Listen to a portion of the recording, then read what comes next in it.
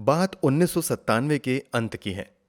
America के Louisiana state के सुनसान इलाकों से पुलिस को एक के बाद एक कई लाशें मिलती हैं। ऐसी लाशें जिसके हाथ पैर बंधे थे, शरीर के निचले हिस्से का कपड़ा गायब था और उनके साथ बड़ी ही बेरहमी से किया गया था। ये सभी लाशें लड़कों की थीं। तुरंत ही ये सवाल उठने शुरू हो जाते हैं कि आखिर कौन है जो लड़कों के साथ ऐसा कर रहा है, क्यों कर रहा है।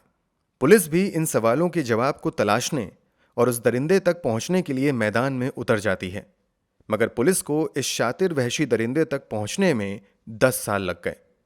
ये वहशी दरिंदा था रोनाल्ड जोसेफ डोमिनिक। तो आखिर रोनाल्ड डोमिनिक लड़कों की हत्या क्यों कर रहा था? उसने इतनी हत्याएं क्यों की? पुलिस की पकड़ से ये इतने सालों तक बचने में कामयाब कैसे रहा? अंत में पुलिस इसे कैसे पकड़ने में कामयाब हुई और फिलहाल ये केस किस स्थिति में है? चलिए जानते हैं एक साधारण से लड़के के साइको किलर बनने की पूरी कहानी। कहानी जानने से पहले जल्दी से क्राइम की कहानी चैनल को सब्सक्राइब कर बेल आइकन जरूर दबा लें। आप समझ गए होंगे कि हमारी इस कहानी का विलन है रोनाल्ड डोमिनिक। डोमिनिक का जन्म 9 जनवरी 1964 को अमेरिका के लुजियाना स्टेट के थीबोडॉक्स में हुआ था। डोमिनिक अपने 6 भाई बहनों में सबसे छोटा था। माता पिता बेहद ही गरीब थे जो मजदूरी करके बच्चों को पाल रहे थे। कठिन माहौल में पलते हुए इसने 1983 में अपनी ग्रेजुएशन की डिग्री पूरी की।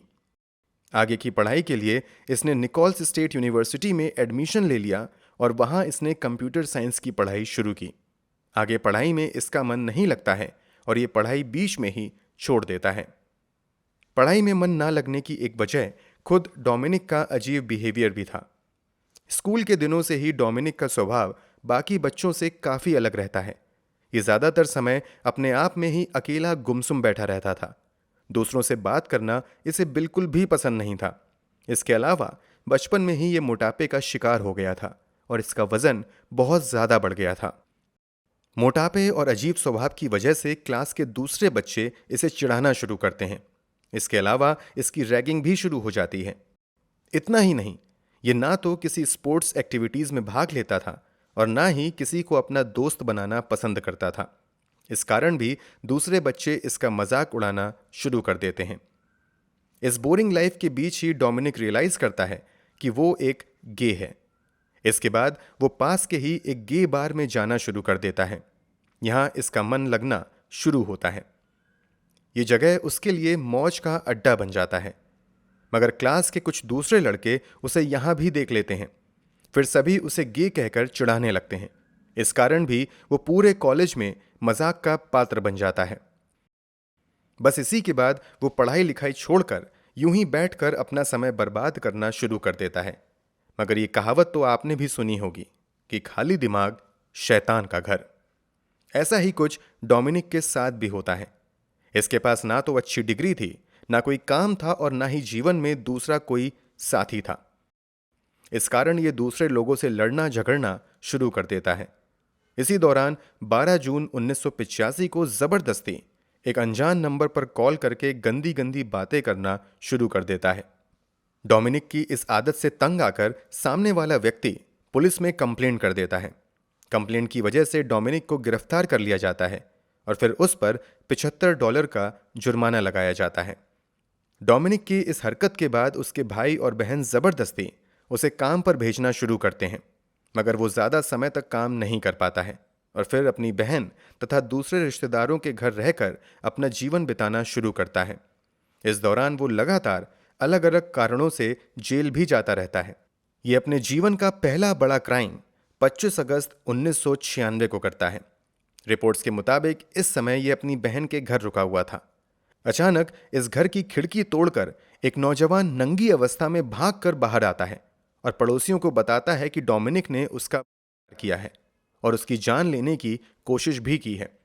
तत्काल ही पड़ोसी इस बात की जानकारी पुलिस को देते हैं और फिर पुलिस द्वारा डोमिनिक को गिरफ्तार कर लिया जाता है। इस मामले में निचली अदालत द्वारा सुनवाई के बाद डोमिनिक पर $1,00,000 का जुर्माना लगाया जाता है। मगर डोमिनिक इस फैसले के खिलाफ ऊपरी अदालत में अपील दायर करता है, जहां से सबूत की कमी के कारण डोमिनिक को इस केस से बरी कर दिया जाता है। इस केस से बरी होने के बाद डोमिनिक हत्याओं का वो सिलसिला शुरू करता है जो कई सालों तक लगातार जारी रहता है और पुलिस उसे नहीं ढूंढ पाती है।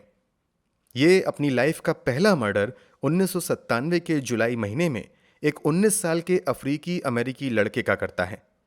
ये डेविड मिशेल नाम के इस लड़के को उस समय अपनी बातों में उलझाकर अपने साथ लेकर चला जाता है जब ये अपनी दादी के साथ कहीं जा रहा था। 2 दिन बाद इस लड़के की बॉडी एक सड़क के किनारे पानी से भरे गड्ढे में मिलती है। पोस्टमार्टम रिपोर्ट में कहीं से भी डेविड के शरीर पर किसी तरह के मारपीट के निशान नहीं मिलते हैं। ड्रग्स या अल्कोहल लेने की भी पुष्टि नहीं होती है। इस कारण पुलिस वाले डेविड की मौत को डूबकर मरने का नाम दे देते हैं। मगर डेविड के पिता दावा करते हैं कि डेविड बहुत अच्छा तैराक था, ये डूबकर नहीं मर सकता है। इस दावे के बाद पुलिस वाले इस केस को बंद करने की बजाय अपनी इन्वेस्टिगेशन आगे बढ़ाते हैं, मगर पुलिस को डेविड के कातिल का कहीं भी कोई पता नहीं चलता है। इधर दूसरी तरफ आजाद घूम रहा डोमिनिक 1997 के दिसंबर महीने में पहले एक 20 साल के लड़के को ड्रग्स का लालच देकर अपने जाल में फंसाता है और फिर उसका भी करके हत्या कर देता है। पहले की तरह इस बार भी वो हत्या करके इसकी लाश को सुनसान इलाके में फेंक देता है। ये लाश भी पुलिस को मिलती है मगर कातिल कहीं नहीं मिलता है। दूसरी तरफ डोमिनिक का आतंक बढ़ता जाता है। 1998 में वो 4 लड़कों की हत्या करता है। 1999 में वो 3 लोगों की जान लेता है।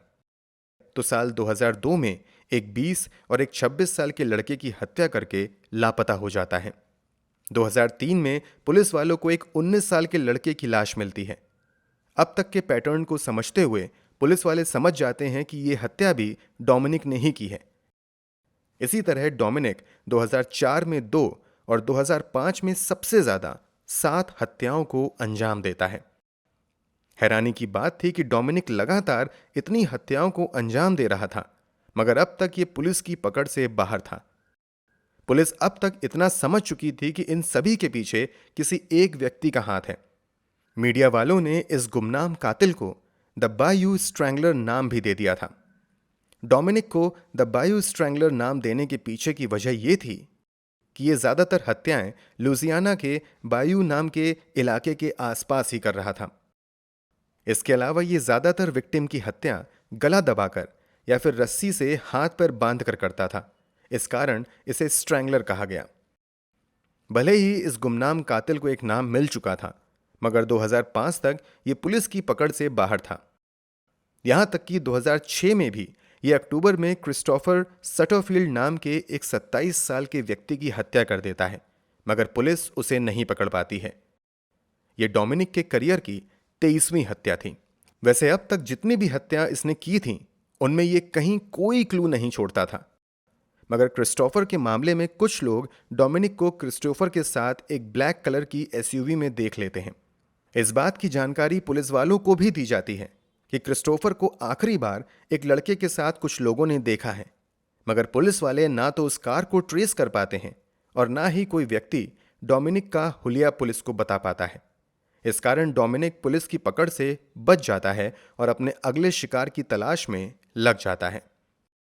इस बार यह निशाना बनाता है नवंबर 2006 में रिकी वॉलेस नाम के एक व्यक्ति को।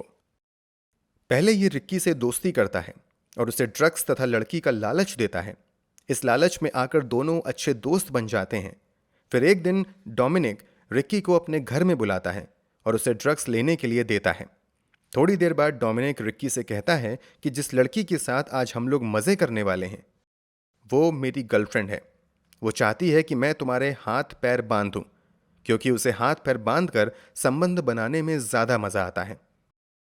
रिकी ने इस इलाके में मिल रही लाशों के बारे में थोड़ी बहुत खबरें सुनी थी। उसने ये भी सुन रखा था कि ज्यादातर लड़कों की हत्या हाथ पैर बांध कर करने के बाद की गई हैं। इसलिए उसे शक होता है कि शायद ये डोमिनिक ही है जो ये सब कुछ कर रहा है। इस कारण तुरंत ही रिक्की अपने हाथ पैर बंधवाने से मना कर देता है और किसी तरीके से डोमिनिक के घर से निकल जाता है। फिर वो भागते हुए पुलिस के पास पहुंचकर पूरी कहानी सुनाता है। पहले तो पुलिस वाले रिक्की की बातों पर यकीन नहीं करते हैं, क्योंकि ये भी एक नेक्स्ट लेवल का नशेड़ी था और पहले भी उसने पुलिस के सामने कई बार झूठ बोला था। फिर भी जब काफी देर रिक्की एक ही बात दोहराता रहता है तो पुलिस वाले उसकी बात मान लेते हैं और फिर पूछताछ के लिए डोमिनिक को बुलाते हैं। पूछताछ के दौरान डोमिनिक खुद को बेगुनाह बताता है और सभी तरीके के आरोपों को नकार देता है। मगर पुलिस वालों को कहीं ना कहीं डोमिनिक पर शक हो जाता है।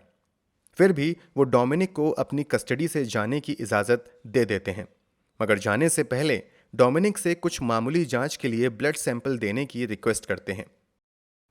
जाने की जल्दी में डोमिनिक पुलिस वालों की बात मान लेता है और वहीं पर ब्लड सैंपल देकर वहां से निकल जाता है। ये ब्लड सैंपल पुलिस वालों के लिए पूरे मामले में काफी महत्वपूर्ण ब्रेक थ्रू लेकर आता है। पुलिस वाले तुरंत ही इस ब्लड सैंपल को डीएनए टेस्टिंग के लिए लैब में भेजते हैं। अब तक पुलिस वालों ने जितनी भी लाशें बरामद की थीं, उनमें से कुछ लाशों के शरीर से पुलिस वालों को सीमेन के सैंपल भी मिले थे। इसके अलावा कुछ एक बॉडी के पास पुलिस वालों को कुछ दूसरे अहम सबूत भी मिले थे। अब पुलिस वाले डोमिनिक के डीएनए सैंपल का मिलन पिछले कुछ सालों से मारे गए लड़कों के शरीर से बरामद किए गए सीमेन से करवाने का फैसला करते हैं। डोमिनिक का डीएनए और मारे गए लड़कों के शरीर से प्राप्त सीमेन का डीएनए बिल्कुल मैच कर जाता है। इसके बावजूद पुलिस वाले जल्दबाजी में डोमिनिक को पकड़ने का फैसला नहीं करते हैं, क्योंकि पुलिस वालों को पता था कि डोमिनिक काफी शातिर है और अगर उसे जरा भी शक हो गया तो वो लापता हो सकता है। इसलिए पुलिस वाले सावधानी से काम करते हैं और डोमिनिक से जुड़े कुछ दूसरे अहम सबूतों को इकट्ठा करते हैं और फिर उन सभी के आधार पर एक अरेस्ट वारंट जारी करवा लिया जाता है। फाइनली 1 दिसंबर 2006 को डोमिनिक को एक होमलेस सेंटर से गिरफ्तार कर लिया जाता है। पुलिस द्वारा गिरफ्तार किए जाने पर डोमिनिक कहता है कि मुझे पता था कि अब मैं बहुत जल्द पकड़ा जाने वाला हूं। यही वजह थी कि मैं अपनी बहन के घर को छोड़कर होमलेस सेंटर में आ गया था, ताकि मेरी बहन और परिवार वाले इस चक्कर में ना फंसें। गिरफ्तार करने के बाद डोमिनिक से पूछताछ का सिलसिला शुरू होता है। शुरू में दूसरे खूंखार अपराधियों की तरह डोमिनिक भी अपना गुनाह कबूल करने से मना कर देता है। फिर कुछ समय बाद पुलिस को जांच में सहयोग का वादा करता है, मगर वो शर्त रखता है कि वो तभी पुलिस वालों की जांच में मदद करेगा जब उसे इस बात की एश्योरिटी मिल जाए कि अदालत द्वारा उसे फांसी की सजा नहीं दी जाएगी। कुछ समय बाद प्रशासन द्वारा डोमिनिक की बात मान ली जाती है और फिर डोमिनिक एक के बाद एक सभी 23 मर्डर की जानकारी पुलिस को देता है। वो एक एक डिटेल देता है कि उसने 1997 से 2006 तक कैसे, किसको और क्यों मारा। डोमिनिक किस तरीके के लोगों को मार रहा था यह तो साफ हो चुका था, मगर वो लोगों को मार क्यों रहा था, यानी डोमिनिक का मोटिव क्या था, यह बात पुलिस वालों को समझ नहीं आती है। मोटिव को समझाने के लिए डोमिनिक से काफी पूछताछ की जाती है, मगर लंबे समय की पूछताछ के बावजूद कोई सटीक मोटिव सामने नहीं आता है। एक्सपर्ट दावा करते हैं कि डोमिनिक बस ऐसा अपने मजे के लिए कर रहा था। इसके अलावा कहा जाता है कि डोमिनिक बेरोजगार था, इसलिए वो लोगों से दोस्ती करके पैसा ऐंठता था। इसके अलावा उसे खाने पीने के लिए भी चीजें मिल जाती थीं। डोमिनिक के कन्फेशन के आधार पर आरोप तय किए जाते हैं और फिर अदालत में सुनवाई शुरू होती है और फाइनली 24 सितंबर 2008 को अदालत द्वारा डोमिनिक को दोषी करार दे दिया जाता है। दोषी करार दिए जाने के बाद उसे कुल 8 उम्र कैद की सजा सुनाई जाती है।